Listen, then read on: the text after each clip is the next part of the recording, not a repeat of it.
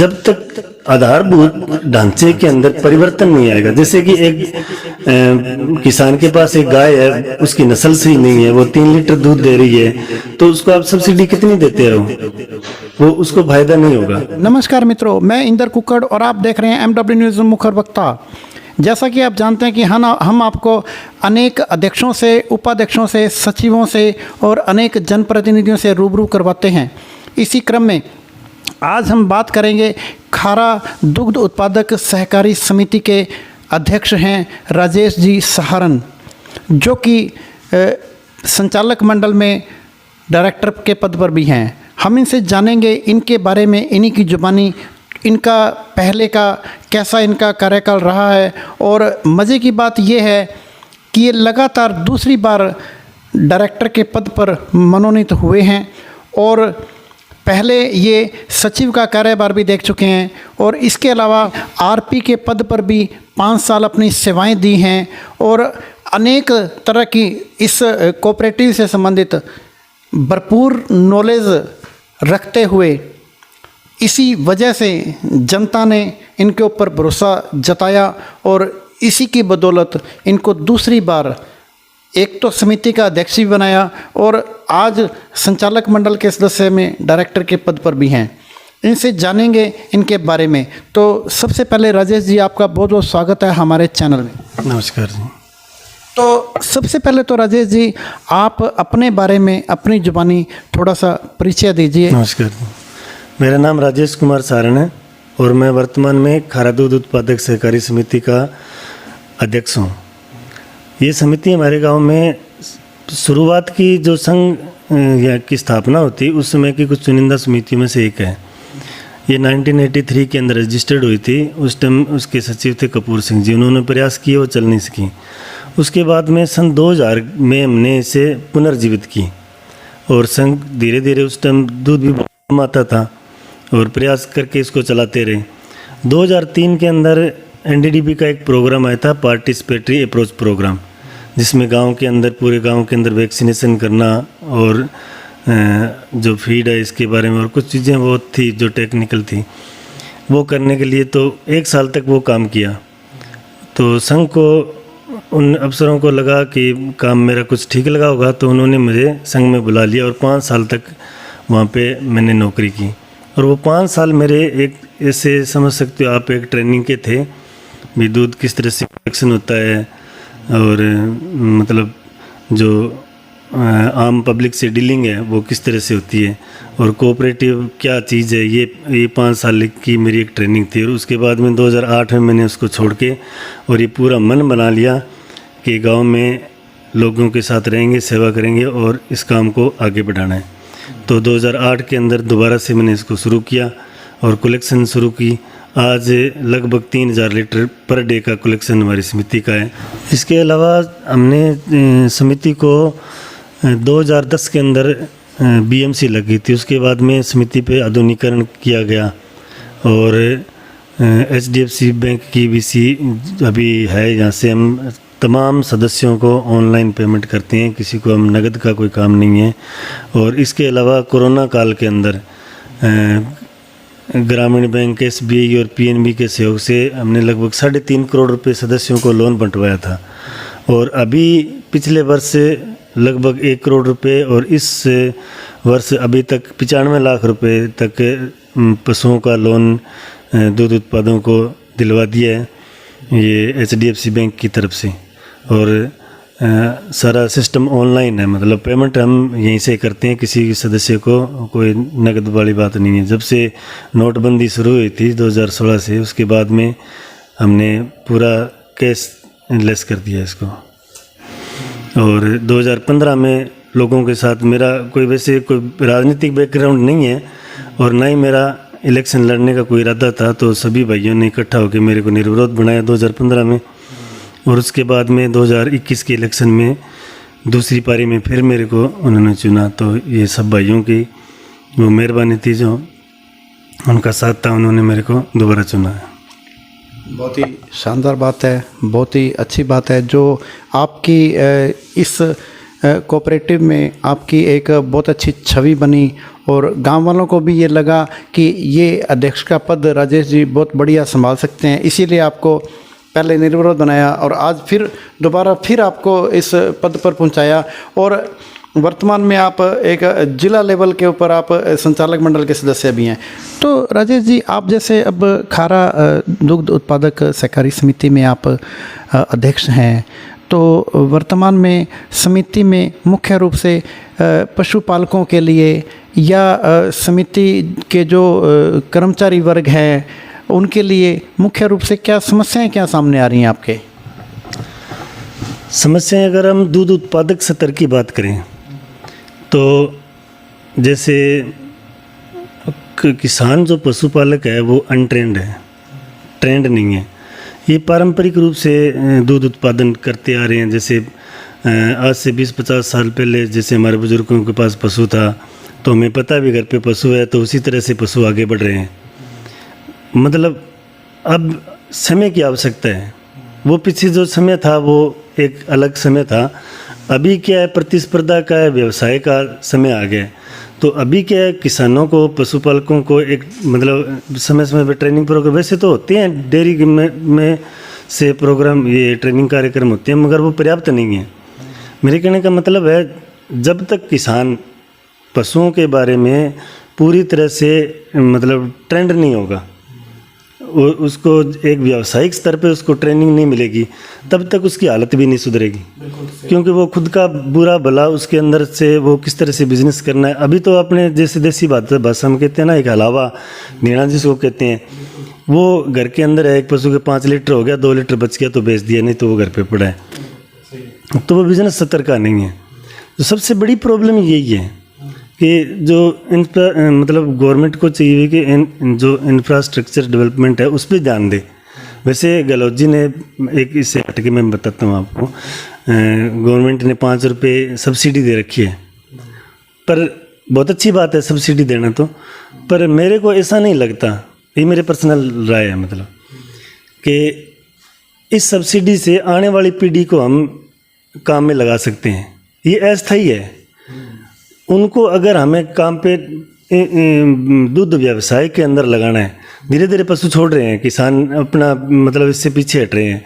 इसका मुख्य कारण यही है कि अज्ञानता है, उनको पशु जो पालन के बारे में वो जानकारी नहीं है पशुओं का। और दूसरी सबसे बड़ी बात है, बीमा नहीं करवाते, बीमा होता भी नहीं है, गवर्नमेंट स्तर पे भी नहीं होता। ये बहुत ज़रूरी है, जो फसल बीमा होता है उसी तरह से पशुओं का बीमा भी होना चाहिए। तो आने वाली नस्ल को, बच्चों को, जो नवयुवक है, उनको अगर हम पशुपालन के अंदर लगाना चाहते हैं और इस काम को अच्छे तरीके से करना चाहते हैं, तो सबसे ज़रूरी है कि उनको व्यावसायिक स्तर पर ट्रेनिंग और इंफ्रास्ट्रक्चर का मतलब है कि जैसे अच्छी नस्ल की के लिए प्रयास हो। सबसे बड़ी बात नस्ल बहुत मायने रखती है, और उनका फूड प्रोग्राम है, फीड है, इसके बारे में उनको अच्छा नॉलेज होगा, तभी वो इसके अंदर दूध से बचत करेगा और तभी किसान आगे बढ़ सकेगा। और जहाँ तक समिति के कर्मचारियों की बात है, उनकी समस्या लगभग वही सेम किसानों वाली है कि वो ट्रेंड कम है और उनको बिजनेस बढ़ाने के जो तरीके हैं, मतलब किस तरह से आम लोगों से डील करनी है, तो उस तरह की ट्रेनिंग उनको मिलनी चाहिए। और समय समय पे संघ से ट्रेनिंग मिलती भी है, मगर वो पर्याप्त नहीं होती। और दूसरे उनके भविष्य की जो मुख्य चिंता उनको उनके भविष्य की होती है कि समिति स्तर के ऊपर उनके भविष्य के बारे में कोई प्लानिंग नहीं हो सकती। तो गवर्नमेंट स्तर पे ऐसा कुछ होना चाहिए कि उनके भविष्य सुरक्षित हो। ये इसी कामना मैं करता हूँ उनके लिए। दूसरा, सचिवों को संघ स्तर पे जैसे दूध कमीशन है वो उनका बढ़ना चाहिए। बहुत वर्षों से वही कमीशन मिल रहा है उनको, और अन्य सुविधा भी जैसे घी पे है, फीड पे है, उस पर कमीशन उनको अलग से मिलना चाहिए। ये एक बड़ी बात होती है कि कमीशन उनको बहुत कम मिलता है और उनकी जो आय है वो भी बहुत कम होती है। उनको एक व्यवस्थित आय मिलती रहे ना, तो वो अपने को सुरक्षित महसूस करेंगे। तो राजेश जी, जैसे आज का जो युवा है वो इस पशुपालन व्यवसाय में इसका रुझान थोड़ा सा मतलब इंटरेस्ट नहीं है। आमतौर पर गवर्नमेंट जॉब के लिए भागते हैं।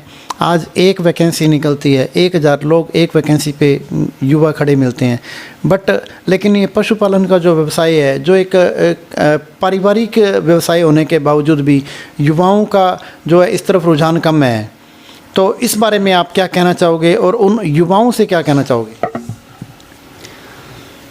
जैसा मैंने पहले आपको बताया भी है कि गवर्नमेंट से समय समय पे जो दूध पे सब्सिडी दी जाती है, ये मैंने बताया भी, वो ठीक है, अच्छी बात है, मगर वो एक अस्थायी सहयोग होता है। एक सरकार आ गई, उसने सब्सिडी दे दी, दूसरी ने बंद कर दी, तो उससे दूध उत्पादन के प्रोत्साहन पे कुछ ज़्यादा फर्क नहीं पड़ता। एक बार की लाभ मिल जाता है किसानों को। युवाओं को परमानेंट इस काम में लगाने के लिए दुग्ध व्यवसाय को उच्च स्तर पे बढ़ाना पड़ेगा। दुग्ध एक्सपोर्ट गवर्नमेंट को ऐसी, एक तो मैं आपको बता दूं कि अपने जो देश के अंदर दूध की जो नीति है वो एक कॉमन नीति नहीं है, अलग अलग प्रदेश की अलग अलग नीति है। जैसे हमारे यहाँ पे 5 पे सब्सिडी मिल गया और हरियाणा में नहीं है, तो हरियाणा का पाउडर जो है उसकी लागत ज़्यादा हो गई, यहाँ का जो पाउडर है उसकी लागत कम होगी। अब एक व्यापारी आएगा कोई, तो वो सस्ता पाउडर लेगा, महंगा तो नहीं लगा। तो एक किसान की कंपटीशन दूसरे किसान से होगी, मतलब देश के अंदर ही। मेरे कहने का मतलब है गवर्नमेंट की एक कॉमन पॉलिसी होनी चाहिए पूरे देश के लिए, जिससे दूध उत्पादकों को लाभ मिले। जैसे पाउडर, पीछे मैं आपको बता दूं, एक अभी 2015 के अंदर विदेशों से पाउडर आया था, सस्ते इंपोर्ट हुआ था। वो एक हुआ चल गया था कि दूध मिलेगा नहीं, तो इंपोर्ट होता, उससे दूध बहुत बुरी तरह से प्रभावित हुआ था। तो जब तक दूध व्यवसाय में युवाओं को ऐसा नहीं लगेगा कि ये एक स्थायी और स्टेबल बिजनेस है और वो इसके अंदर इससे दूर इसीलिए भागते, दूसरे इसकी मार्केटिंग नहीं है। कोई भी अब नौकरी करता है तो वो एक सब काम लगता है उसको, और ये जो काम है ये अच्छा बिजनेस है पशुपालन का। मेरा ये अनुभव है, हम खुद भी पशुपालन करते हैं कि आप 10-15 पशु अगर आपके पास हो तो आप बहुत अच्छा घर का लालन पालन कर सकते हैं, अगर आप उसको सही तरीके से बिजनेस लेवल पे करोगे तो मैं गवर्नमेंट से तो यही कहूँगा भी युवाओं को लाने के लिए पहले भी मैंने बताया भी इंफ्रास्ट्रक्चर डेवलपमेंट की बहुत ज़रूरत है। उसके अंदर अच्छी नस्ल, चिकित्सा सुविधा, दूसरी बीमे की सुविधा। एक जब भी आप कोई बिजनेस करते हो तो उसके अंदर आपको अनिश्चितता जब दिखाई देती है तो उसमें आप काम नहीं करते। इसके अंदर सबसे बड़ी अनिश्चितता यही है कि जैसे बीमा नहीं है या पशु बीमार हो गया तो बहुत बड़ा नुकसान होता है किसान का। तो युवा लगभग इन्हीं कारणों से नहीं आना चाहते। और दूसरा, जो पौष्टिक आहार है पशु को क्या देना चाहिए, ये उनकी एक अच्छी ट्रेनिंग होनी चाहिए युवाओं की, ताकि वो इस व्यवसाय के अंदर आ सके और बड़े लेवल पे दूध उत्पादक बने और बड़े व्यवसायी बने। ये मेरी युवाओं के लिए कामना है। बहुत ही शानदार आपकी कामना है और सलाम करते हैं। MW न्यूज़ मुखर वक्ता आपकी सोच को सलाम करता है, जो आप युवाओं के लिए इतना शानदार, बहुत बढ़िया सोचते हैं। तो राजेश जी, जैसे अब आप संघ के आप संचालक मंडल के सदस्य भी हैं, डायरेक्टर हैं, और आप दूसरा आप समिति के अध्यक्ष भी हैं। आप इस सचिव का भी आप काम जो है वो देख चुके हो। आप संघ में आप कर्मचारी के पद पर भी आप काम कर चुके हैं RP के तौर पर। आपका एक्सपीरियंस भी बहुत लंबा चौड़ा हो गया, आपका नॉलेज भी भरपूर है इस व्यवसाय को लेकर, चाहे दूध को लेकर हो, चाहे समिति को लेकर हो, चाहे संघ को लेकर हो। अब नए नए एक्सपीरियंस आप ले रहे हो। अब संघ के स्तर पर आप युवाओं के लिए आप क्या करने की योजना लेके चलते हो? भी ये युवाओं के लिए करना है या सचिवों के लिए करना है या पशुपालकों के लिए कुछ करना है, ऐसी आपकी क्या योजना है? मैं आपको बताना चाहता हूँ कि हमारा जो मुख्य उद्देश्य है ज़्यादा से ज़्यादा किसानों को जोड़ना संघ के साथ, और अच्छा रेट देना और दूध व्यवसाय को बढ़ाना। दूध की मार्केटिंग ज़्यादा से ज़्यादा होगी, जितनी ज़्यादा अभी दूध की मार्केटिंग के प्रयास अच्छे हुए हैं तो दूध की मार्केटिंग 60,000 से लगभग 80-90,000 लीटर दूध बिक रहा है, और जितना बिकेगा उसके हिसाब से संघ को कमाई होगी और किसानों को ज़्यादा रेट दे सकते हैं। कुछ बातें ऐसी होती है कि जैसे प्रशासन पे दबाव होता है गवर्नमेंट का या आरसीडीएफ का, कुछ अप्रत्याशित निर्णय लेने पड़ते हैं जो प्रशासन अपने स्तर पर कई बार ले लेता है। पीछे कुछ निर्णय ऐसे हुए हैं, जैसे एक व्यवस्था है समितियों की गाँवों के अंदर, और दूध अब जब अचानक बढ़ाना होता है तो प्रशासन कुछ प्राइवेट से दूध लेता है, हेड लोड पे जैसे लगा दिए, तो पुराने सचिव बैठे हैं तो उनका कार्य क्षेत्र भी प्रभावित होता है। तो आने वाली मीटिंगों में हम ये चाहेंगे, प्रशासन से बात करेंगे, हम बोर्ड के अंदर ये विचार विमर्श करेंगे भी ऐसे निर्णय न लेके हम प्रयास करेंगे जो पुराने लोग बैठे हैं, जो सचिव बैठे हैं, जो किसान हैं, उनको प्रोत्साहन दे के और वास्तविक रूप से दूध का उत्पादन बढ़ाया जाए। क्योंकि जब ठेकेदार उससे प्राइवेट से लेते हैं एक बार बढ़ाने के लिए, वो स्थायी नहीं होता और उसको किसानों को उचित लाभ नहीं मिलता।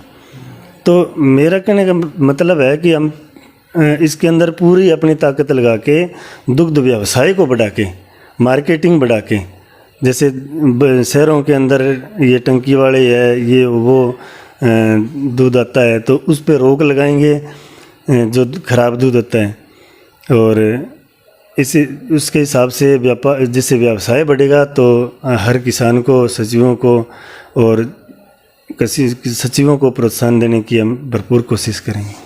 तो राजेश जी, जैसे आमतौर पर हम अखबारों में भी देखते हैं, पिछले दिनों भी जो मिलावटी दूध की वजह से अनेक डेथ केस भी हो गए और कई जगह जैसे बीमार भी हो गए, अनेक जनहानि भी हो जाती है। और मिलावटी दूध की बात है तो मिलावटी दूध की पहचान कैसे की जाए आम आदमी के लिए? जैसे अब संघ में तो मान लो कोई मशीनें लगी हुई हैं, 90-90 लाख की, करोड़ों की मशीनें लगी हुई हैं, तो उसमें तो हो जाता है, लेकिन आम आदमी जो है मिलावटी दूध की पहचान कैसे करेगा? इस बारे में आप क्या कहना चाहोगे? ये बहुत अच्छी बात की आपने भी, आम आदमी इसकी पहचान कैसे करेगा? और प्रत्यक्ष और अप्रत्यक्ष रूप से किसान को सबसे बड़ा नुकसान यही है अगर मिलावटी दूध आता है। तो आमतौर पे हम, जैसे आपने बताया कि मिलावट अखबार में आती है, टीवी पे आता है जी कि वहाँ मिलावट हुई है, ये वो, उपभोक्ता को कैसे पता चलेगा कि मिलावट है इसके अंदर? उसके पास कोई तरीका नहीं है। और संघ के पास अपनी लैब है, बहुत बड़ी लैब है। हमारा जो दूध कलेक्शन होता है, हर सदस्य का दूध जांच होता है, दूध जांच होके बाज़ार में जो पैकिंग होती है वो कई प्रोसेस के बाद में, हर जांच के बाद में एक वो बड़ी मशीन है, उसके अंदर दूध की स्कैनिंग होती है, हर चीज़ बता देती है। अब प्रश्न ये होता है भी आम आदमी को कैसे पता चलेगा कि मिलावट है? आप कैसे कह सकते हो कि मिलावट है? दूध की वो तो चक्के बताएगा कि दूध की टेस्ट सही नहीं है।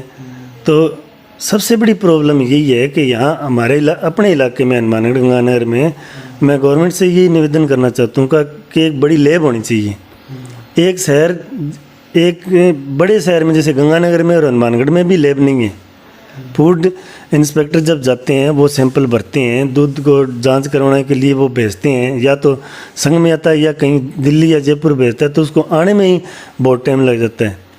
इतने में तो उपभोक्ता उसको जो प्रोडक्ट है वो खा चुका होता है। तो ये एक विडंबना ही है कि आम लोगों को ये पता नहीं चलता कि वो उसकी जांच कहाँ से करें। वैसे संघ से करवा सकता है, अगर कोई मिलावट है तो संघ में लाके उसको जांच करवा सकता है। पर बड़ी बात यही है कि हर छोटे शहर या बड़े शहर के लेवल पे एक लेबोरेटरी की स्थापना अवश्य होनी चाहिए।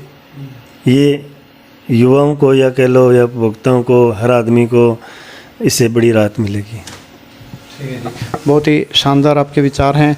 तो अब बात करेंगे आपकी जो राजेश जी, जैसे अब आप अध्यक्ष भी हैं, आप संघ के अंदर आप डायरेक्टर भी हैं, तो अब आपके जो मिलने वाले हैं शुभचिंतक हैं, जितने भी दर्शक आपको देख रहे हैं, उनसे आप विशेष रूप से अपील और संदेश क्या देना चाहेंगे? किसानों को भी राय देना चाहता हूँ और सरकार से अपील करना चाहता हूँ कि योजनाएं समय समय पे आती है, उनका किसान लाभ भी उठाते हैं, मगर जब तक आधारभूत ढांचे के अंदर परिवर्तन नहीं आएगा, जैसे कि एक किसान के पास एक गाय है, उसकी नस्ल सही नहीं है, वो 3 लीटर दूध दे रही है, तो उसको आप सब्सिडी कितनी देते रहो, वो उसको फ़ायदा नहीं होगा।